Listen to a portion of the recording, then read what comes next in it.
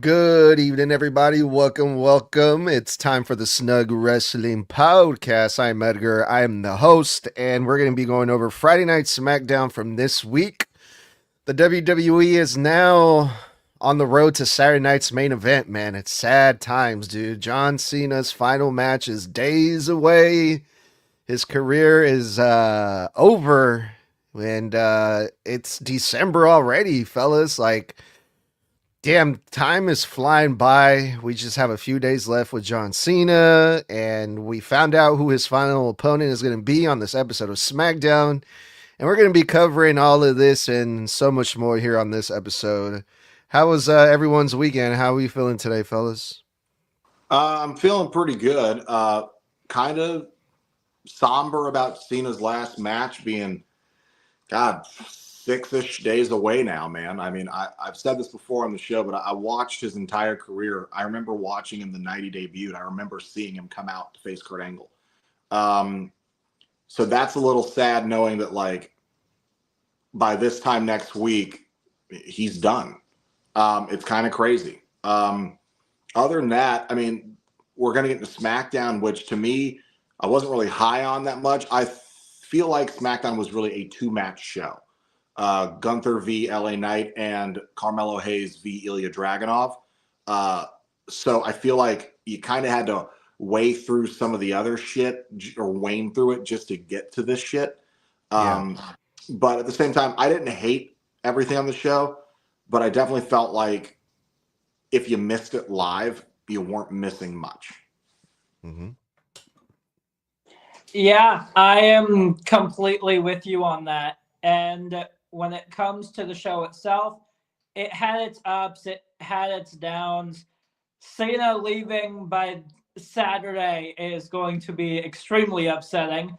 I'm going to be watching that with my buddy William. Shout out to him. So there's that. We even got to see what NXT stars are going to show up. As of last night, we fully got to see two people from NXT and what in the world they're going to do for Saturday night's main event. Yeah, that's going to be cool. Right now, there's 3 matches for Saturday night's main event. 2 of those matches involve NXT stars, and it makes me wonder if they're going to add one more match or not. If they do, it's probably going to be with another NXT star because they want to put some attention on the next up and coming stars. For John Cena talks about giving new people new opportunities and stuff. So, or maybe they'll just keep it at 3 matches and give John Cena his big farewell, give him the time that he deserves on his final match. Do you guys think people are going to forget about John Cena after he retires? Hell no. They didn't forget about him for like the damn near 2 years he was barely on the program. Between his match with Bray Wyatt during the pandemic at Mania up to when he decided to come back and get involved with Austin Theory, no one forgets about someone like John Cena. You just feel his absence. And you miss him, and you're grateful for everything that he gave you while you're watching this new generation flourish and go on into their careers. And 10, 15 years down the line, they're going to be that John Cena. One of them is, at least. And it's kind of like it's a bittersweet thing, right? Because John Cena gave us the best years of his entire life. And for a good portion of that time he gave us, he was treated like shit by the fans. And now those same fans are grown up and they realize the depth of the selflessness and the contributions that he gave to his career, that he gave to the people. Like, look at everything he's accomplished. Like, 17-time world champion. That's awesome. Finally a Grand Slam champion. That's awesome. The dude was the first in and the last out for years. That's awesome. He carried the company on his back during a very hard transitioning period into the PG era where the company was dipping hard. He's also the record holding, not that he cares about it being a record because that's not who he is, but he is the record holding wish granter for Make-A-Wish. I mean, he has Mhm. given so much of himself to these kids, to his fans, that I don't think you could ever forget that kind of impact, because people talk about the most impactful star on professional wrestling in its entirety. People talk about Hulk Hogan, and I disagree. I think it's John Cena, because though Hulk Hogan helped usher WWE into the mainstream and professional wrestling into the mainstream, when I think of Cena, I think of someone who gave more to the fans, the audience, and the people around the world and in person, not just watching on TV, but when he visited their countries. He gave more to them than Hulk Hogan ever did. Because now we know that Hulk Hogan was a selfish person, a politicking, backstabbing son of a bitch. And though he gave a lot to the industry, John Cena gave a lot to the industry while maintaining his dignity, his humility, his respect, his hustle, his loyalty, all of those puns intended, to the people. And he did everything Hulk Hogan did, but he did it with sincerity. So I don't think you can ever forget John fucking Cena. Yeah, plain and simple, John Cena's name will be completely immortalized.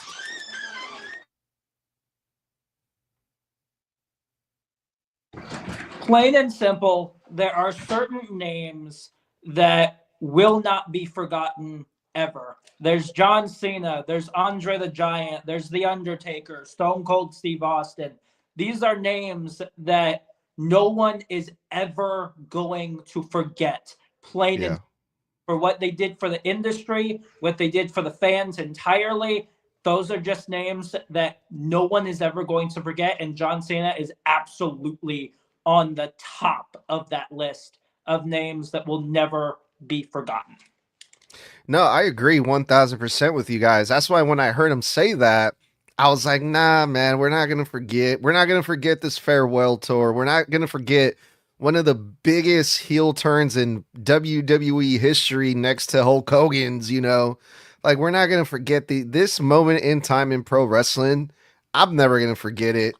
But it was really interesting to hear him say that because he was on the Joe Rogan Experience recently, and they talked about a lot of interesting shit. And one of the things that John Cena said, was like, the fans are they're not gonna give a fuck about me after I retire, because it's Royal Rumble season. They're gonna care about what's happening in the Royal Rumble. They're not gonna give a fuck about me. And I'm like, nah, that ain't true, man. That's the humility coming out of him. That's the humility coming out of him. Because one thing I've learned about John Cena, especially in the last year, watching his interviews with so many people, Chris Van Vliet, Stephanie McMahon, Joe Rogan, and so many others, is that at this stage in his career, the very end of it, this is not even the twilight. This is the sunset of his career. And the sun goes down this Saturday on the 13th. And is that he has completely solidified what non-problematic masculinity is. He is not all about himself, all into himself, trying to, portray some perfected persona.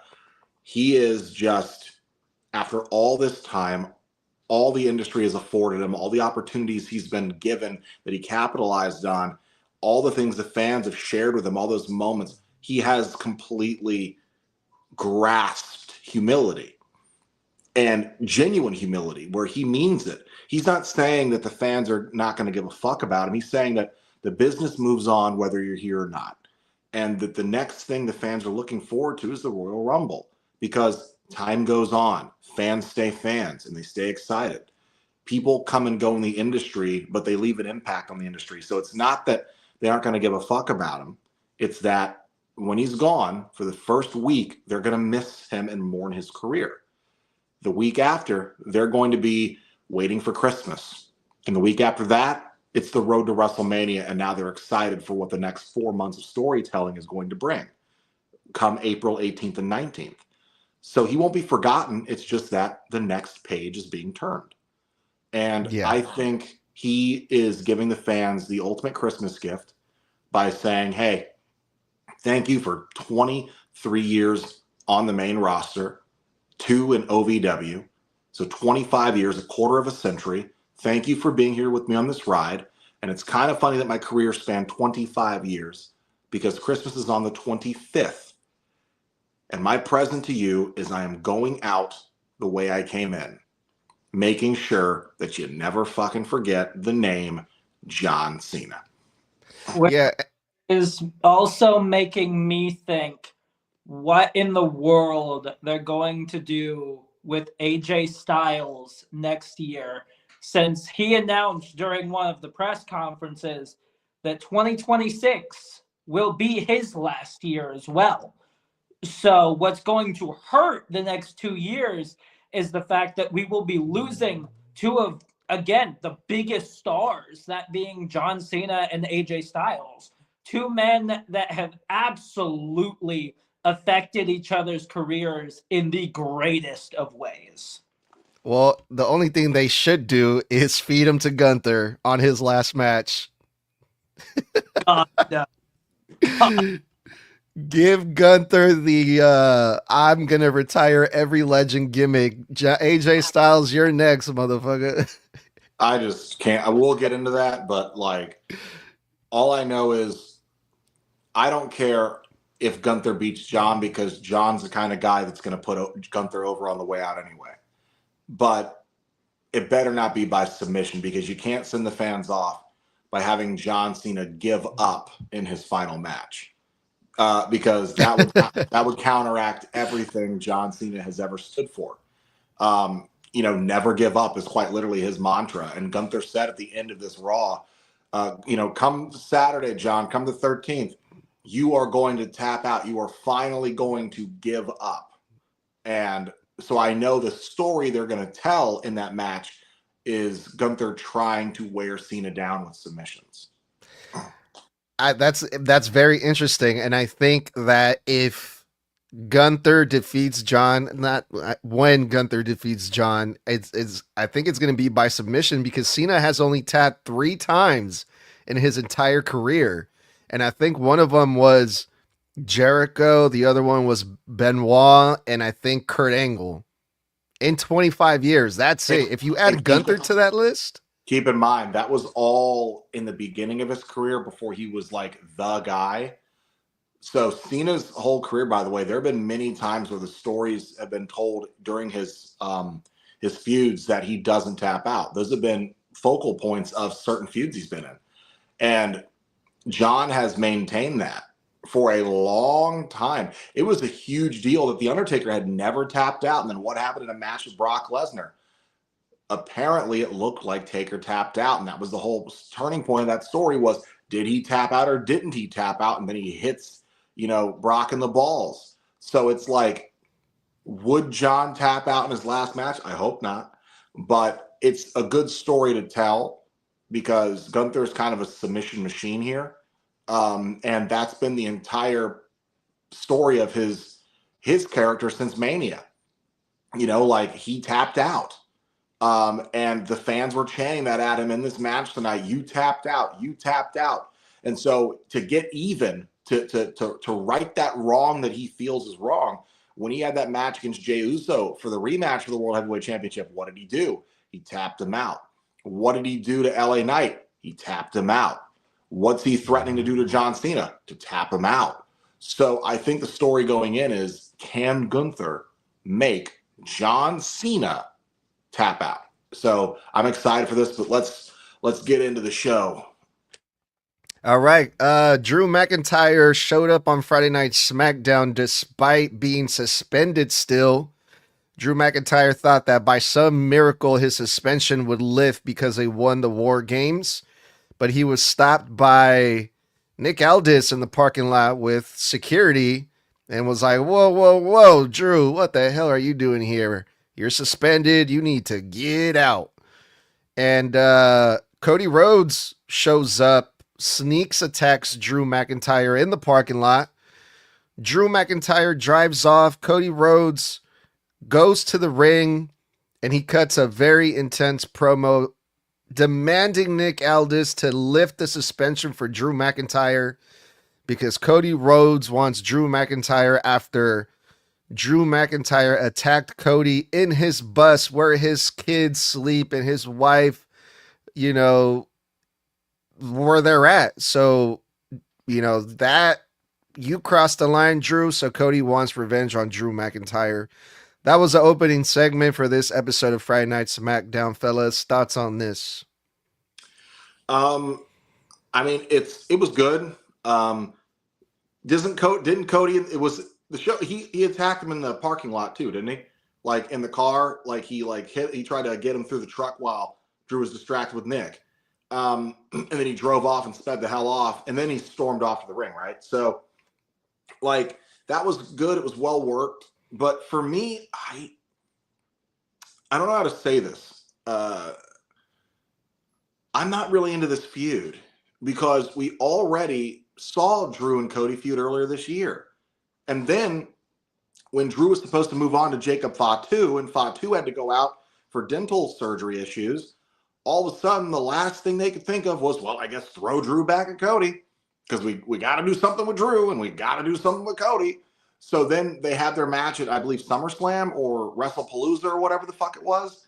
And then we had 3 matches in they've had 3 matches one-on-one in the last 2.5 months. So, or 2.5, 3 months. And then it was okay, so we've seen that, we've seen it again. And then they were just in War Games together.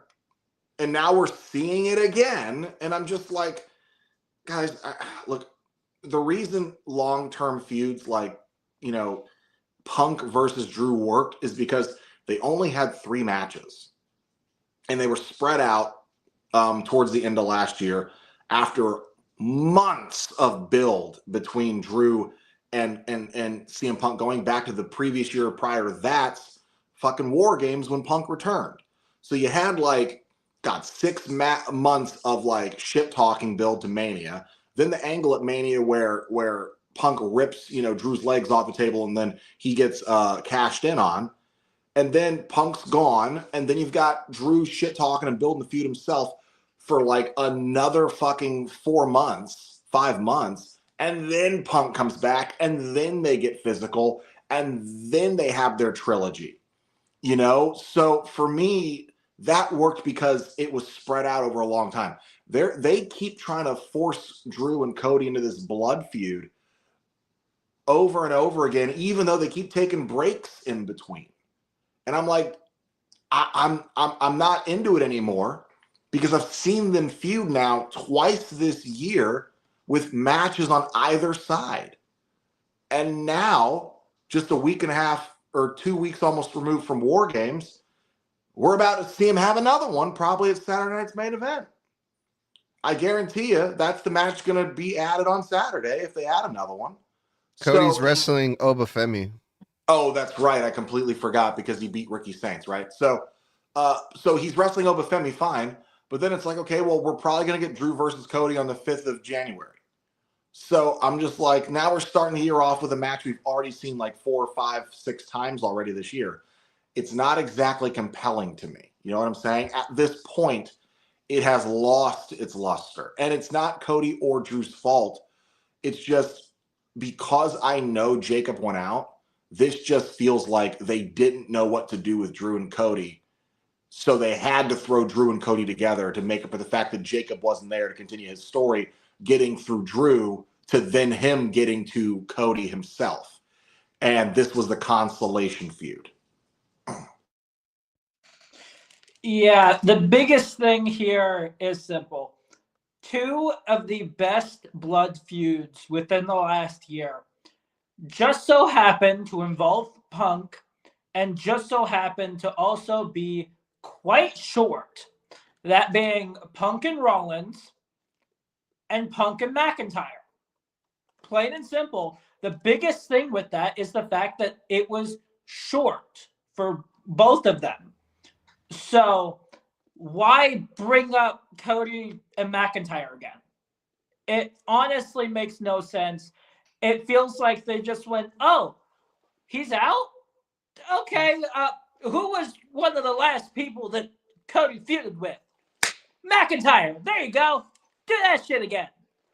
That's what this feels like. is that they just decided, hey, Jacob Fatu is out. Let's just cram Drew McIntyre in there for absolutely no reason other than Jacob Fatu is out and they need something for Cody.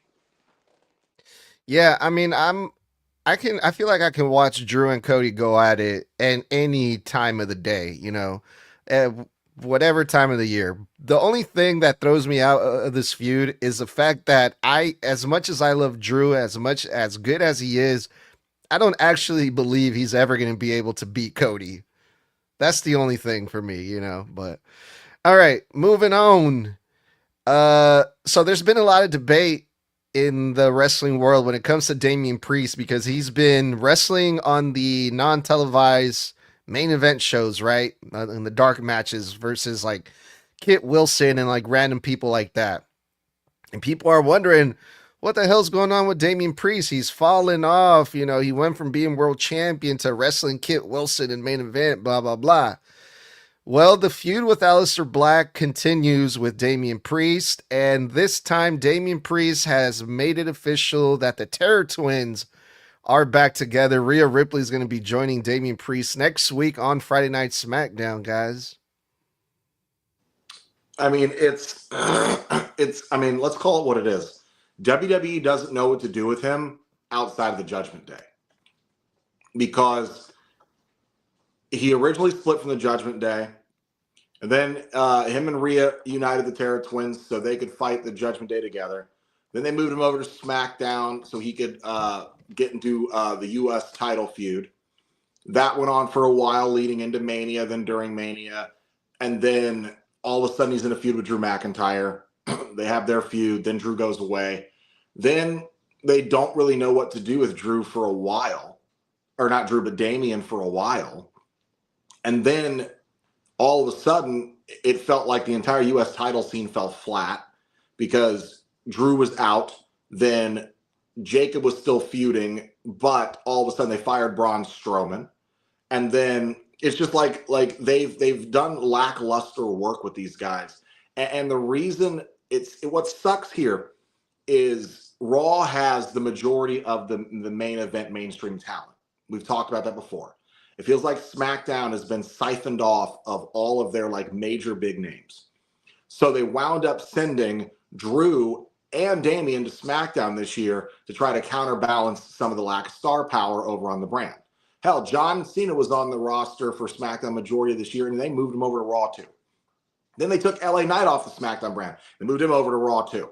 And then they said, well, fuck, God damn it, we got to put Jimmy on Raw so he can be with Jay. Well, and Roman wants to get moved over to Raw too, according to reports, because he wants to feud with Cody and Braun. So they go, well, fuck, we got to move Sammy back over to SmackDown then.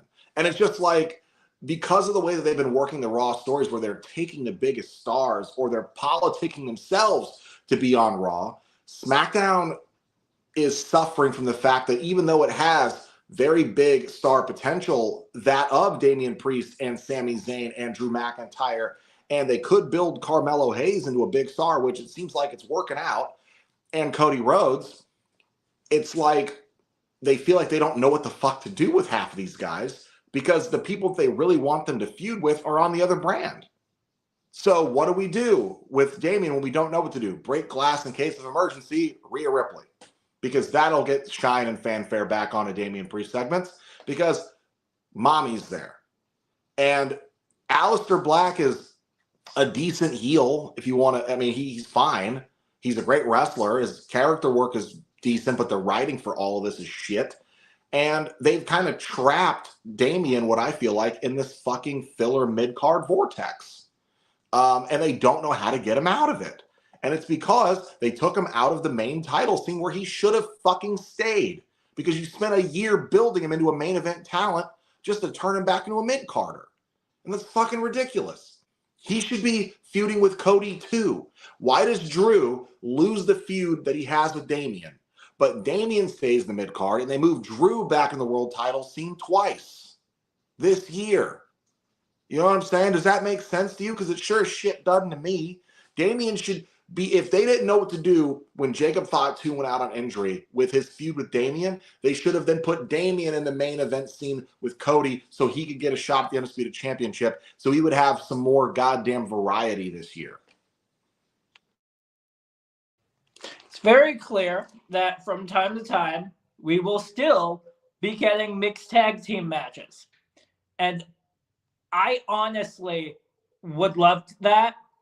But at this point, do what AAA has done.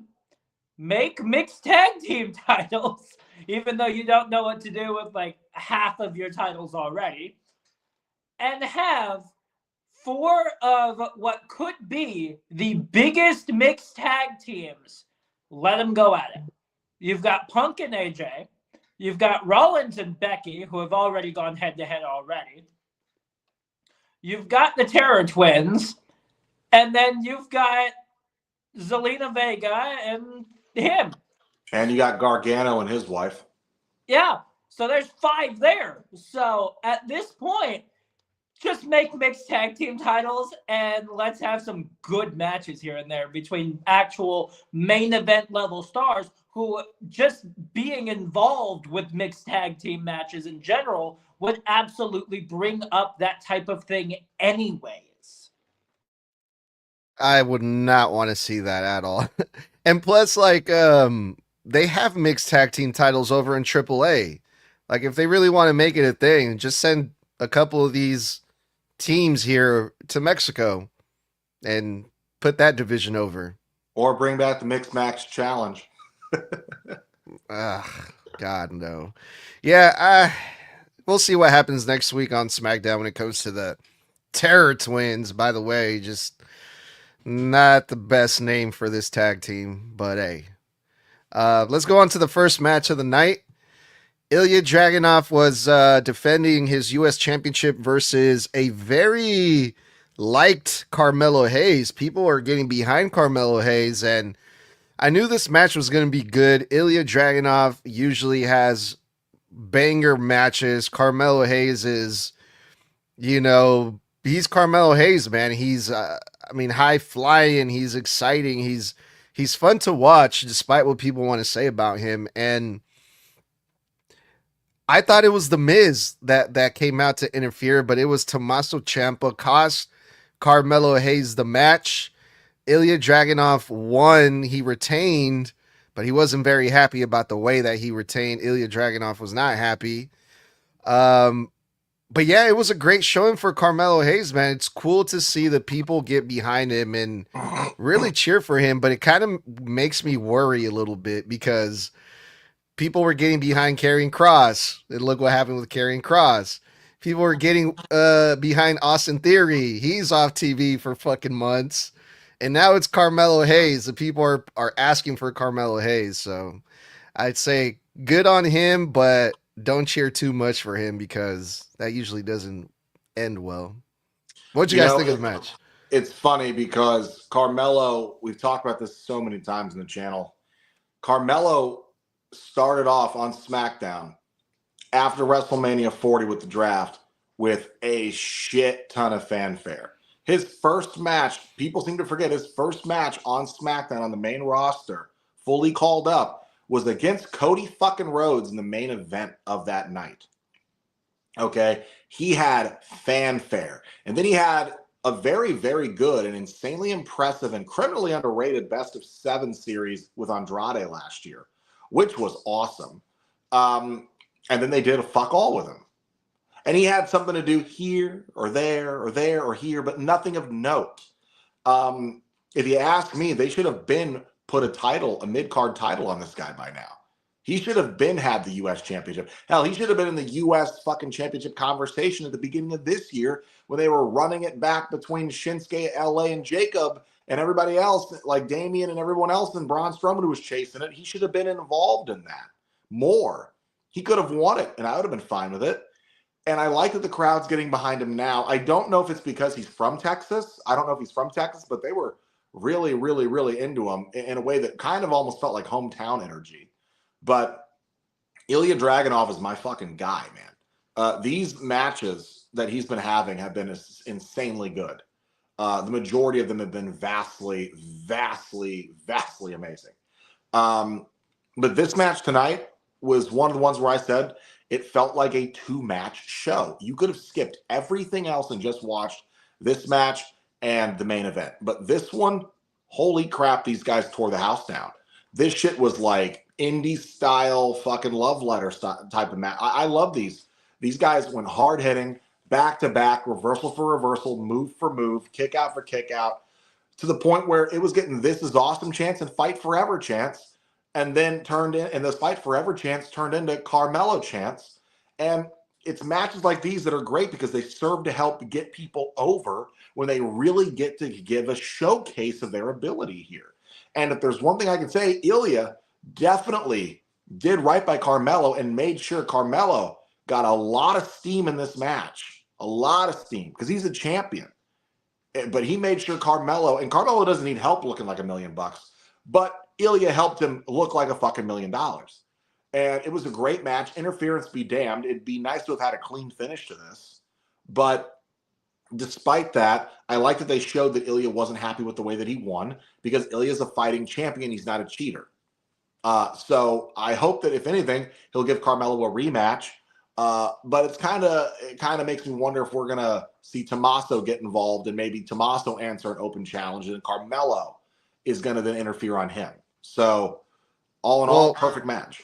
They gave Ilja was so mad that he was like, Nick, I want to defend my championship versus Tommaso Ciampa next week. So that's right. He did do that. Again, like I said, forgettable show outside the 2 matches. But I completely blanked on that. But that tells me I smell a DQ finish. Oh, I absolutely do as well. The biggest thing that I absolutely love about Ilja Dragunov are 2 massive things. One, the fact that when he is champion, he is absolutely a fighting champion and is willing to defend against anyone, anywhere, at any time. That is just how this man is, which is what makes the open challenge stuff so good for him. And then you've got his finisher, Torpedo Moscow. I love the fact that that move in itself just looks so devastating and is absolutely believable that once it is put into effect, you're knocked out, you're done. So it is absolutely a believable finisher right then and there. The match itself, I completely agree with Blood here. Everything when it comes to this match was great. The fans itself, all over the place. It was absolutely perfect there. And when it comes to Carmelo, I do agree that at this point, he should have been a mid-card champion, whether it's Intercontinental or United States, fucking months ago. Absolutely should have been champion months ago. But at this point, I believe that the person that should take it off of him should be Carmelo. I thought that's where they were going with this. I'm like, okay, Carmelo's going to get a rematch, but no, let's reward the guy that fucking ruined the match and give him a title shot instead. Like, what? But whatever. I definitely see this turning into a triple threat. Oh, great. Because we never see that. Although, but when you're talking about the 3 guys involved, that match is going to be insane. So yeah, I'm kind of here for it. All right, up next we had a singles match, Kairi Sane versus Alexa Bliss, and at first I was like, okay, but this match was a lot more interesting than I thought, because you had Charlotte Flair out there, and you had Asuka out there, and Kairi Sane and Asuka were trying to cheat, and there was a lot of shenanigans outside of the ring with Charlotte, and it was a pretty fun match, It wasn't just a straight up one-on-one. There was a lot of stuff happening outside of the ring as well, which I liked that stuff more than what was actually happening inside the ring, because what was happening inside the ring, It wasn't Bret Hart versus Austin. Let's just say that. But what did you guys think? Again, I say this again, being a massive Kairi Sane fan and a massive Alexa Bliss fan. The match was a fine TV match. Wasn't anything special. Wasn't anything to write home about. What it wasn't the shits. It wasn't some terrible worst match of the year candidate. It wasn't Nikki Bella versus Becky. It was a competently wrestled one-on-one singles female match with managers involved. And I like that the shit outside the ring spices up the match. Interference from Asuka, distraction, and then the equalizer in that of my goat, Charlotte Flair. I like that the match got fucking interrupted by Lash Legend and Nia. I like that they are showcasing Lash Legend. I like that Lash Legend looks like an ass kicker because that girl does look like a shit brick house.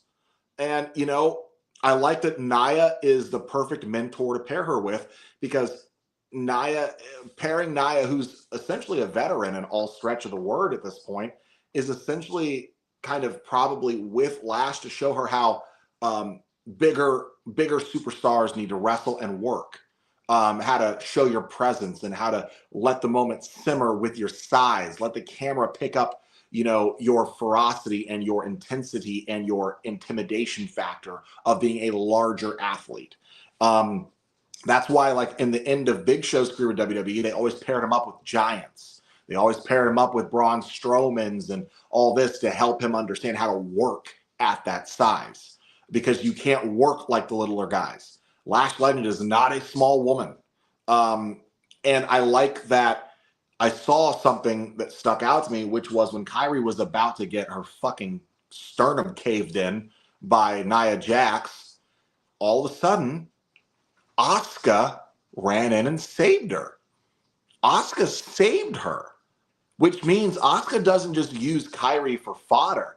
She ran in there, put herself at risk, and went after Nia and Lash on behalf of trying to save Kairi. And then, even though she got taken down, they tried to beat the fuck out of Kairi again. And sorry, this is actually where they were Nia was gonna hit her finish on her and cave in her sternum.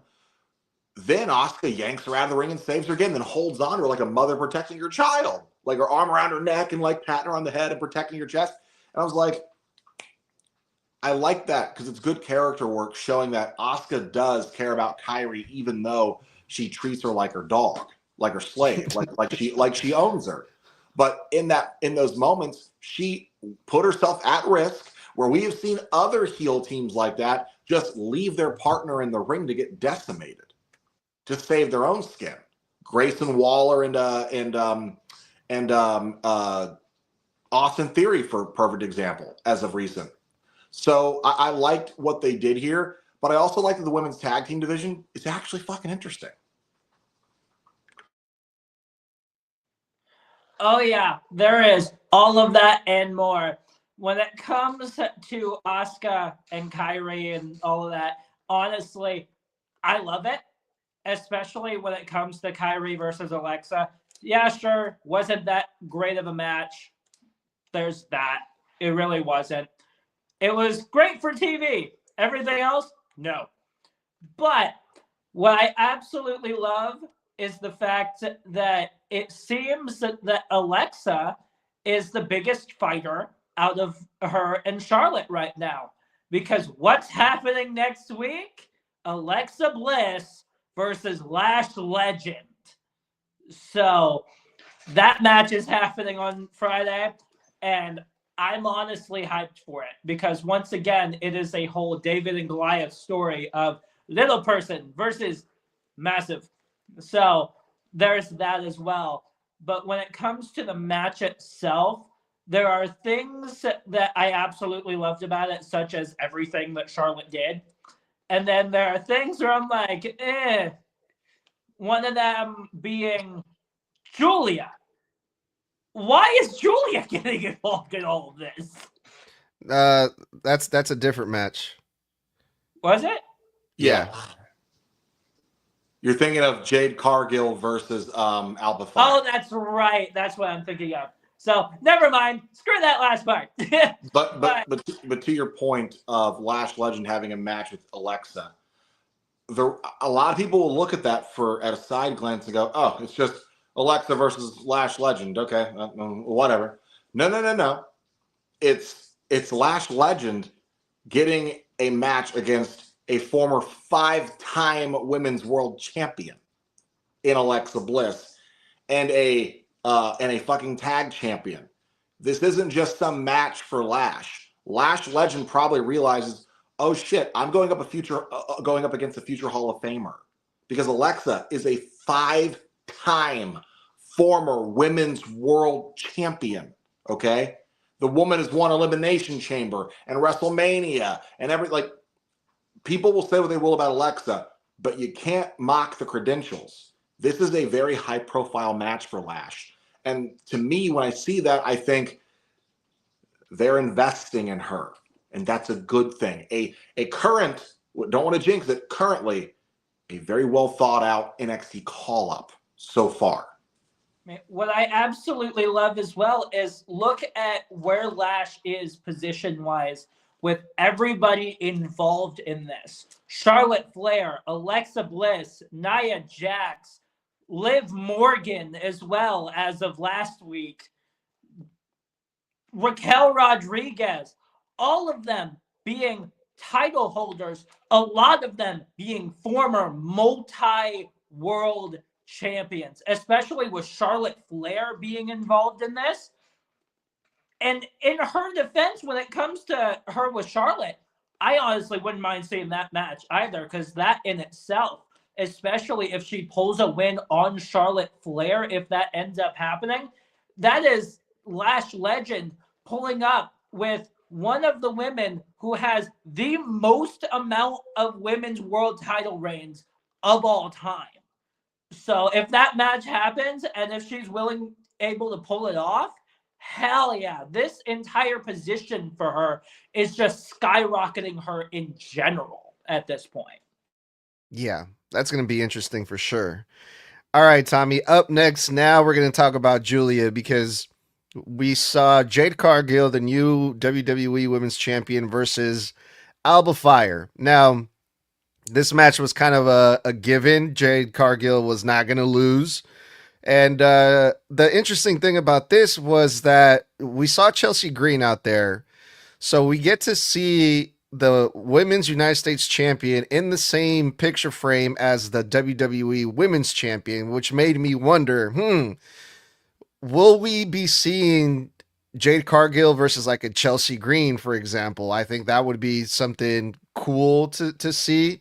I would like to see Chelsea Green in the main event title picture at some point. But also Julia and I can't remember the other girl's name. Do you guys remember her? Julia's. You were pretty high on her for a while there. I thought you. I know, but I haven't seen her in a fucking. Does it start with does it have a P in it? Lola Vice or no? Is it Kiana James? No, it's not Kiana James. Is it Kiana James? Yes. Yeah. They come out to distract Chelsea Green, and they fight off with Chelsea Green, leaving Alba Fire alone in the ring with Jade Cargill. So we have that ongoing thing with Julia, Kiana James, and Chelsea Green. So everything is all like involved here. The Women's United States title picture is now being involved with the WWE Women's Champion Jade Cargill. So there's a lot of possibilities here that I thought was really interesting about this whole thing. Julia versus Jade Cargill. I would like to see that. Even Kiana James, I would like to see Kiana James versus Jade Cargill. I think that would be good too. So a lot of stuff going on here in this one match, but what'd you guys think? All I could really think was, I understand that Jade is the champion, even though, to be 100% honest, she does not feel like a champion to me. I'm just being real. In comparison to like Stephanie Vaquer, she doesn't even come close. And it's not even all her fault. It comes down to a lot of the way the WWE has been presenting the women's champions entirely on the SmackDown brand all year. Raw just feels more important in every aspect. But when it comes down to it, I kind of hate when I see a wrestler that I know is the better wrestler get their ass handed to them by someone who is quite literally not that great a wrestler. Alba Fire is insanely talented. She is very fucking good. If you haven't watched a lot of her older matches, the chick is fucking phenomenal. So to see her have to eat a plate of shit to keep Jade over and rack up wins for Jade as a dominant champion, it kind of hurts my heart a little bit when I know that compared to Alba, Jade couldn't wrestle her way out of a wet paper bag. I like, again, though, that the women's title scenes are crossing over with each other. I like the women's tag championships and the tag scene is crossing over from SmackDown to Raw. I like to see that the women's U.S. championships is crossing over to the women's world title scene. So I like that they're involving all the women with the women and making the storylines feel more interconnected and more important. So it feels like there's more of a direction. I just wish we had a better champion. No offense to Jade, but I just wish we had a champion that I really believed in as a champion holding that title. Because I know I was done with it being on Tiffany. I don't want it on Tiffany again for a while, but I also don't want it on Jade. I don't think either of them were ready for that spot. I think Jade is in the deep end right now trying to swim, and WWE's trying to protect her as much as possible. But that championship should have gone on to Bianca, or it should have gone back on to Charlotte or on to anybody else than two people who WWE still doesn't quite understand their characters, and I don't think they understand their own characters yet. They feel very unsure of themselves in every aspect, and Jade feels more like a project to Triple H than a champion to me, in my opinion. And again, that's not a knock on Jade. We all got to get better as time goes on. We all got to do the best we can with the material we're given, but right now she feels unready, and seeing competent veteran wrestlers get fed to her to keep her strong just kind of honestly doesn't protect her in my eyes as a fan that pays attention and someone who understands the business. To me, it honestly highlights her weaknesses because of who you have her in the ring with. Someone I know is lower card and more of a manager. You're feeding her. I'm supposed to be impressed that she can destroy someone that you barely give anything to? Come on. I would be more impressed if I watched her destroy Nia Jax. You know what I'm saying? But Alba Fire, come on. Yeah, at this point, it just feels like, hey, look, we don't know what the hell to do with you. So we are just going to feed Alba Fire to you. Have fun. Like, that's what this feels like at this point, is the fact that we all didn't want the title on Tiffany Stratton. We also didn't want the title on Jade Cargill either. But the problem is, we were going to get one or the other during that match anyways. So they decided to put on Jade Cargill and then went, ooh, now we have to do something with you. What do we do? Oh, I know. We're going to feed a bunch of people to you, which is making me worried. Michin. They had that little backstage segment during the show, and it seems like we're getting Jade Cargill versus Michin for next week.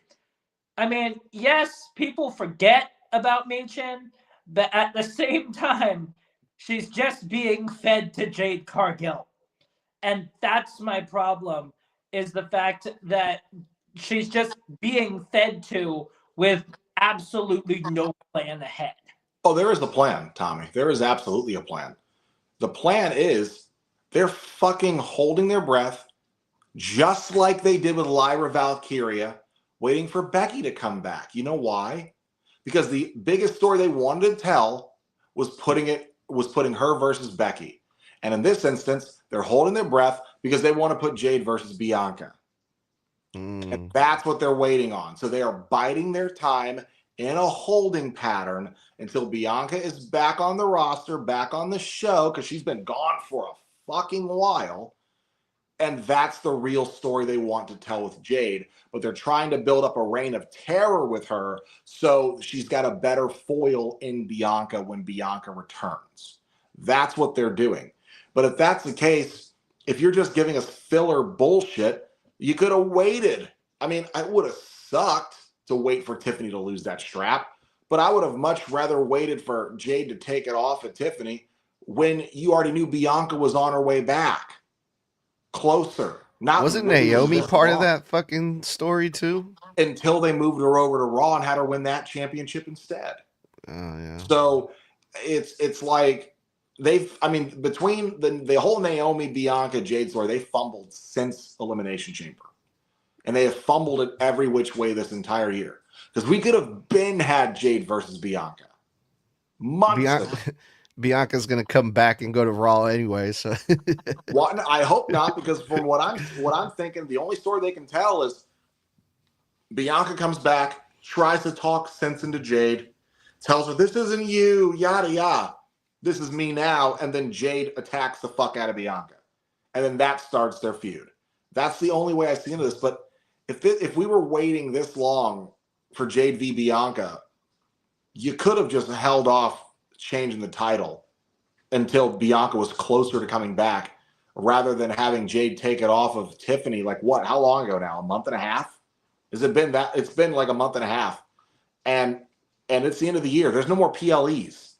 Okay. So they'll probably save that match for Mania for Jade. Fuck, man. Don't keep it on her that long if you don't have a direction of anything worth a goddamn in between. Because you got to still think, what are we doing at the Chamber with that title?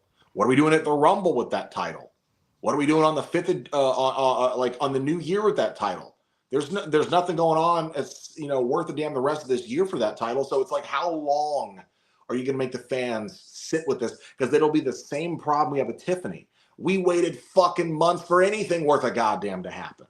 And now we're going to repeat that again. At that point, get rid of the secondary title and just keep the one that's on Raw, and they can cross-brand feud. All right, moving on. The MFTs, they've been feuding with the Wyatts, the White Six, the White family. And Solo Sikoa cuts a promo on Uncle Howdy. And I was pretty thrilled with this promo because after his last match versus Gunther, we saw a side of Solo Sikoa that we haven't seen in a while, which is like a more intense, more serious, and more threatening Solo Sikoa. And I think we're on the right path to make Solo a more convincing heel, right? And I think this promo did just that because it got really personal. He brought up Bray Wyatt. He brought up, you don't deserve to, be giving everything that he gave you, pointing up to the sky. And I'm like, oh shit, he's going to take it there. He's going to bring up Bray Wyatt. And he kind of did. So it got really personal and Solo was serious. He had like this look in his face that was like, I ain't fucking around no more. And he even at the end of the promo, he ended it with a "Bo leave." So I thought that was pretty, yeah, man, it was pretty personal. It got real for a second there. So I really liked this promo. The White Six came out. They had a big pull apart. We had a great stare down with, the two giants, Eric Rowan and Tala Tonga. But what did you guys think about this segment? I definitely thought if I thought the match with Gunther was a step in the right direction for Solo, this promo absolutely was. I'm hoping we are on the road to rehabilitating his character from what, and I'm just going to call it like it is, the character assassination that he has undergone since WrestleMania 40s, like after WrestleMania, since like a month after WrestleMania 40, they had him wearing the suits. He had already turned on Jimmy, and then he started shucking and fucking jiving and shit. Like, and in every match, he mocks his opponents with like doing like their taunt and stuff, being goofy and all the laughs like that. This guy, like, if they completely character assassinated him, because I said this before, the Solo Sikoa from WrestleMania 40 and the previous year in 2023 would have murked the Solo Sikoa we had the remainder of last year and the majority of this year. He would, if they were face to face, they would have 2023 Solo would have destroyed that Solo. And it's funny because the 2023 Solo was a fucking enforcer, a background character. This Solo has been leading an entire faction for a year and a half almost. So this promo, along with that match with Gunther, to only be roughly, in the same fucking week as each other, I think is extremely important for his character.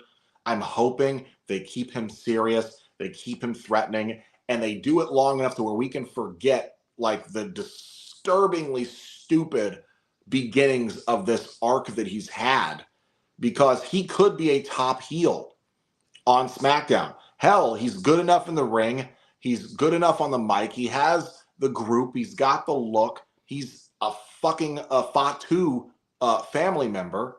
So it's like, come on, man. I mean, his fucking middle name is Yokozuna, for Christ's sakes.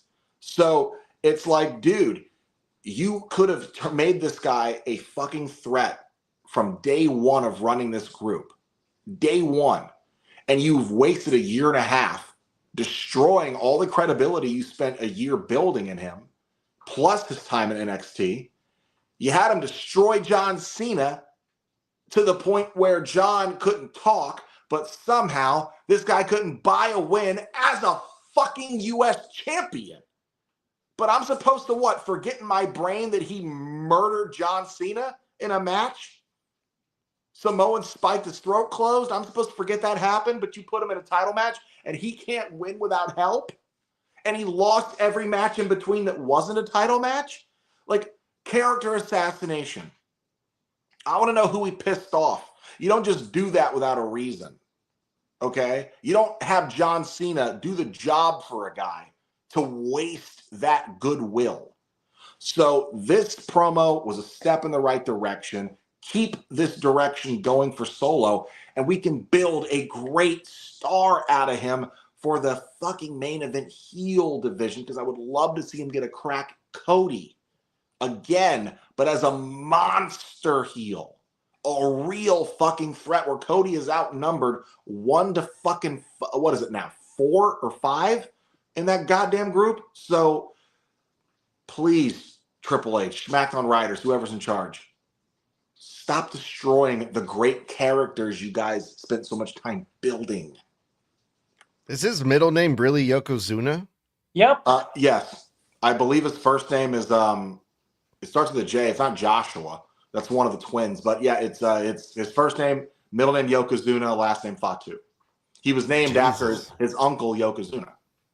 All right.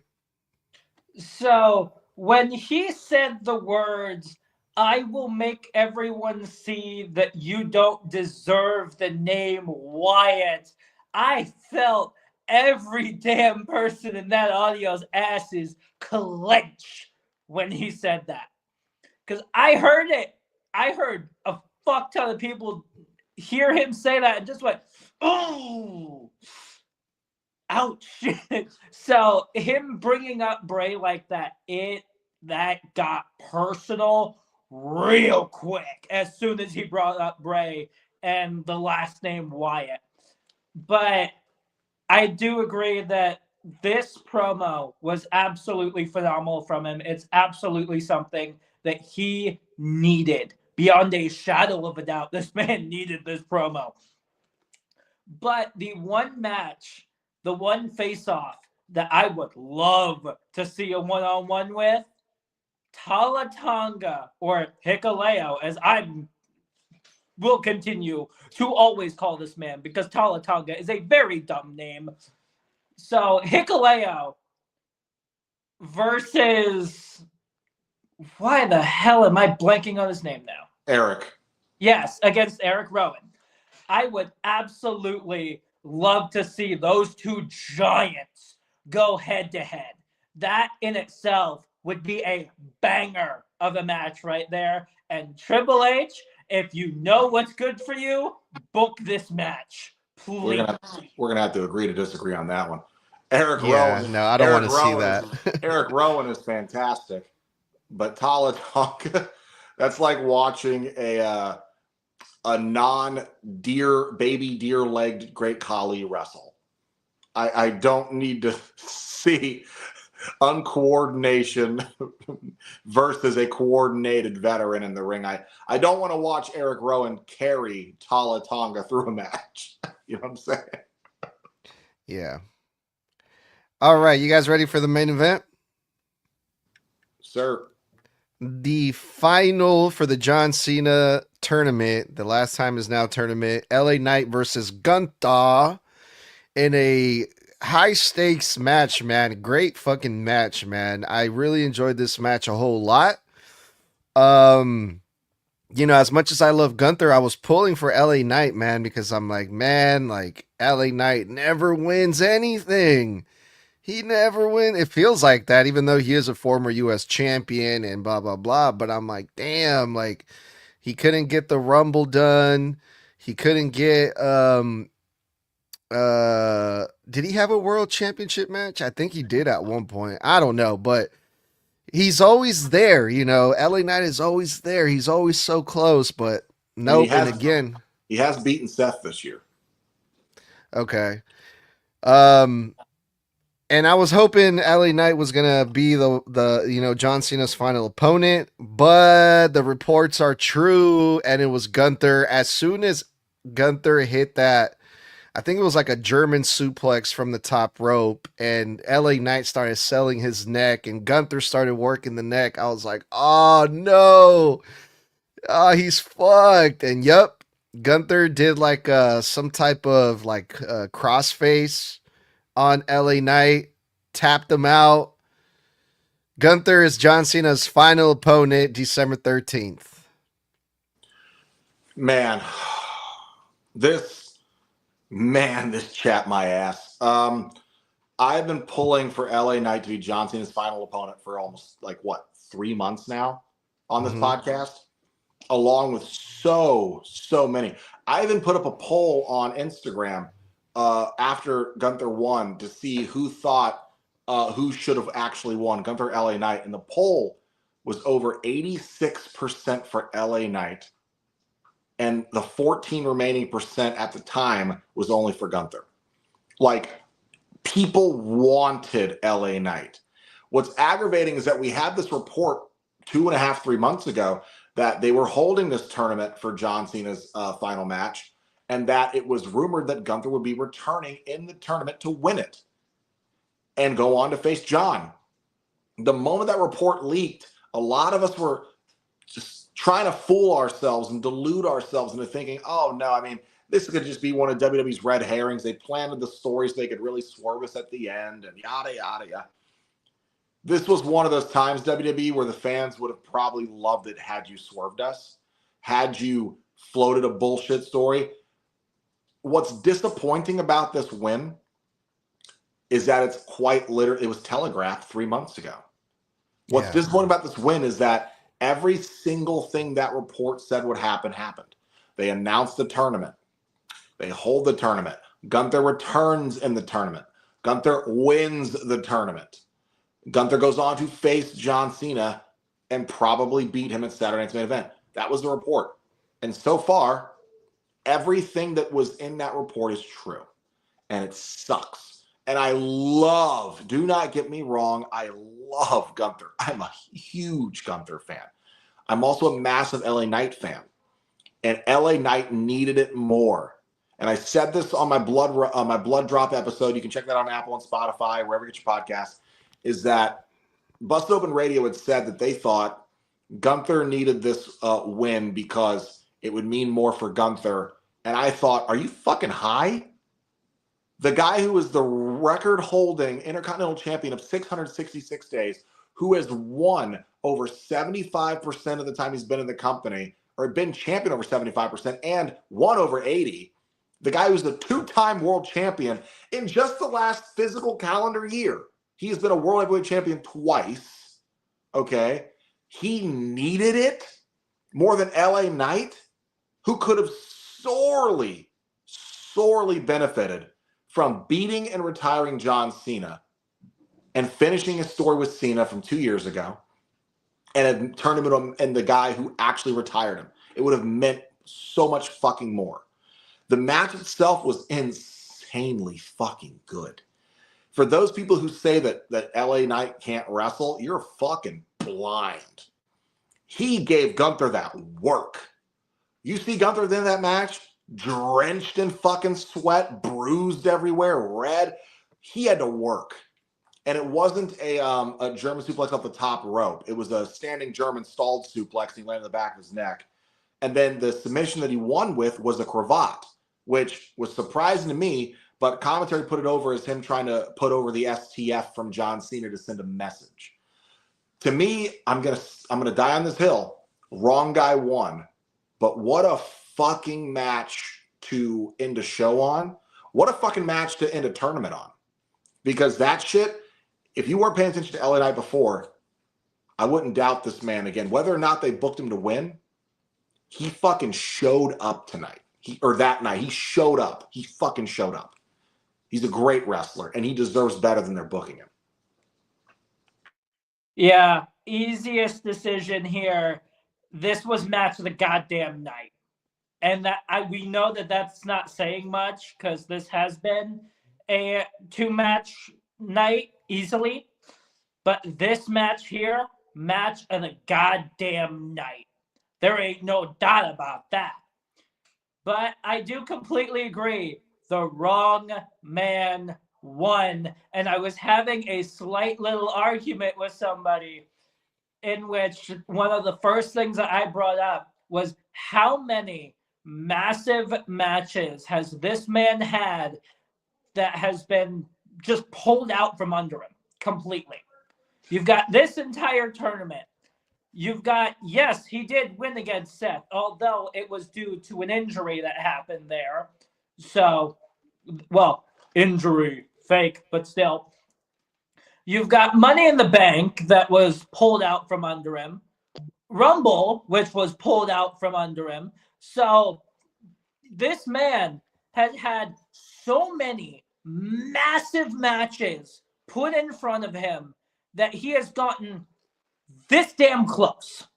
So close to getting and so close to winning that has only been yanked from underneath him, only screwing him over more.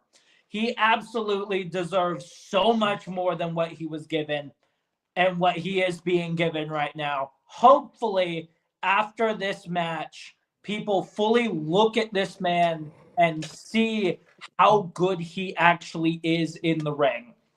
There was a couple times, there was a couple BFTs and AAs that happened where I'm like, Knight may actually have it. Please, give it to Knight, please. But unfortunately, it was given to Gunther, in which my first thought was, why? This man has already, within the calendar year, retired Goldberg. Why in the world, as much as we all hate Goldberg because he's not good, but as much as we all hate Goldberg, we still admit that this man is a massive star in itself. Why the hell are you giving 2 massive stars to Goldberg? Not to Goldberg, to Gunther. Why? LA Knight absolutely could have used this and soared completely. It makes no sense why in the world they're giving him to Gunther. It absolutely should have been LA Knight for this. Yeah, I mean, I would have loved to see LA Knight for sure, but I'm actually looking forward to this match with Gunther and John Cena. But we'll talk about that when we do the predictions. That was the SmackDown review with the Snug Wrestling Crew. Let's get up out of here.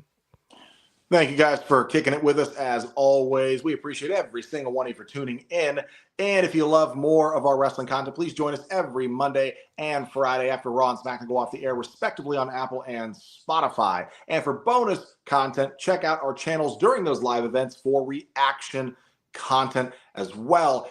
And do not forget, this upcoming Wednesday will be the predictions for Saturday night's main event, John Cena's final ever match. And that prediction video will be live 9 p.m. Eastern to 6 p.m. Pacific on Instagram, or not Instagram, YouTube, Facebook, and Twitter, X, or whatever you want to call it. And please do not forget to head on over to our TeePublic/Snug Wrestling, or click the links in any of our socials, anywhere you find them, or on the Apple and Spotify links to check out our new merch line that is available and on sale right now for upwards of 35% off. So please check that out and support the podcast. And we will see you this upcoming Wednesday. And we'll see you tomorrow night too on Raw, but Wednesday for predictions. Till next time, guys, stay safe, stay savage, and stay snug. And that was one time for the one time, the last time, which is now. That was 4 letters, 1 word.